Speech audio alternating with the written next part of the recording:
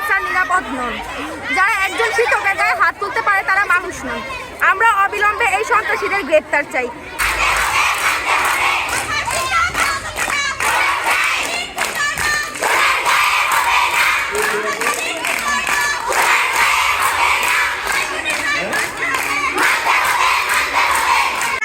বিশ্বাস করি মহামান্য হাইকোর্টের রায় অনুযায়ী যিনি এখন পদত্যাগে কথা নয়, তিনি রাজনৈতিক প্রভাব খাটিয়ে অবৈধভাবে পদদখল করতে চাইছেন।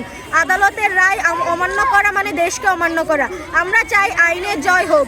কোনো রাজনৈতিক আশ্রয়ে কাউকে অবৈধ সুযোগ নিতে দেওয়া হবে না। তার মানে তাদের এজেন্ডা হচ্ছে তোমাদেরকে সামনে রেখে তার পেছন থেকে তাদের কাজ ওদের বাবা মা আসছে। কথা তোমরা বুঝতে পারছো? বাবা মা জানে না যে তোমরা এখানে আসছো, কি লেখছো এটা পড়ে আসবে না, বলতে তো হবে নাকি? তোমরা কারো দ্বারা ব্যবহৃত হচ্ছ। স্যারকে মারার জন্য বিচার করতে হবে এবং হাইকোর্টের রায় মেনে বিদ্যালয়ে পরিচালনা করতে হবে। আমাদের দাবি না মানলে আমরা স্কুল ছেড়ে রাজপথ ছাড়ব না। প্রয়োজনে আরো কঠোর আন্দোলন গড়ে তুলব।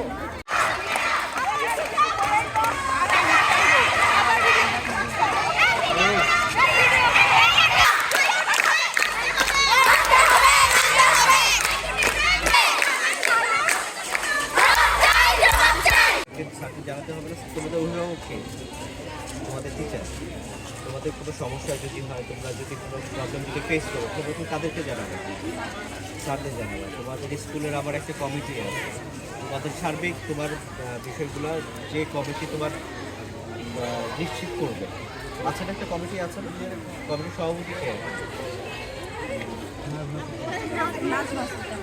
তাহলে তোমার তুমি জানে তোমরা এখানে আসছো, জানে?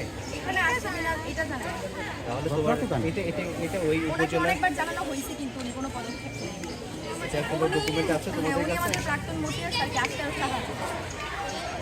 এটা তো তোমার আইনগত বিষয়, আইনের বিষয় না। তোমার আইনগত বিষয়ে উনি কিছু করতে পারবে, আমি কিছু করতে পারবো, এসব কিছু করতে পারবে?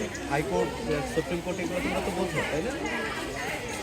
ক্লাস 10-এ বড়, এখন তো বোঝার মতো বয়স হয়েছে তোমাদের। তো আইনের কিছু বিষয় থাকে, চাইলে কি আইনের বাইরে গিয়ে করতে পারবো? তুমি করতে পারবা? তুমি শিক্ষার্থী, তোমার একটা নির্দিষ্ট একটা দায়িত্ব আছে, তোমার একটা ভবিষ্যৎ আছে, তোমার নিজের একটা পরিকল্পনা আছে। সবারই তো একটা তোমার একটা এরিয়া থাকে না?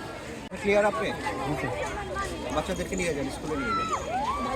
আপনার দ্বারা আপনাদের যদি কোনো দাবি থাকে আমরা এখন পূরণ করব, ঠিক আছে?